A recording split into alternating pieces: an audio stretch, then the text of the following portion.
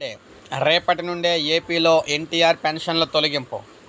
ఏదైతే ఇటీవల సర్వే జరిగిందో 15,000 రూపాయల పెన్షన్లు, 10,000 రూపాయల పెన్షన్లు, 6,000 రూపాయల పెన్షన్లకు సంబంధించి ఏదైతే రాష్ట్ర ప్రభుత్వం సర్వే చేసిందో ఈ సర్వేలో భాగంగా అనర్హులు ఎవరైతే ఉన్నారో వారందరికి సంబంధించి నోటీసులు అయితే ఆల్రెడీ పంపించడం అయితే జరిగింది.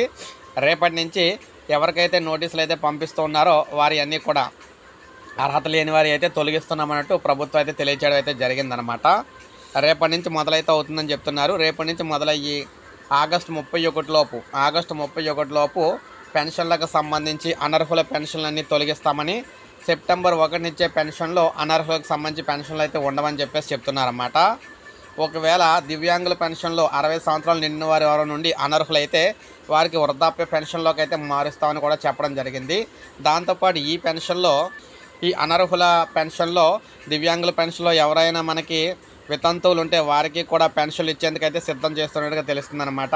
సో ఏది ఏమైనా మనకి చూసుకున్నట్లయితే రేపటి నుంచి పెన్షన్ల తొలగింపు కార్యక్రమం జరుగుతుంది. ఆగస్టు 31 వరకు కార్యక్రమం అయితే జరుగుతుందన్నమాట ఏపీలోని. ఇది తాజా సమాచారం. సో ప్రతి ఒక్కరు లైక్ చేస్తే అందరికీ తెలుస్తుందన్నమాట. అదేవిధంగా మన ఛానల్ సబ్స్క్రైబ్ చేసుకోకపోతే సబ్స్క్రైబ్ చేసుకొని ఫాలో అవుతారు.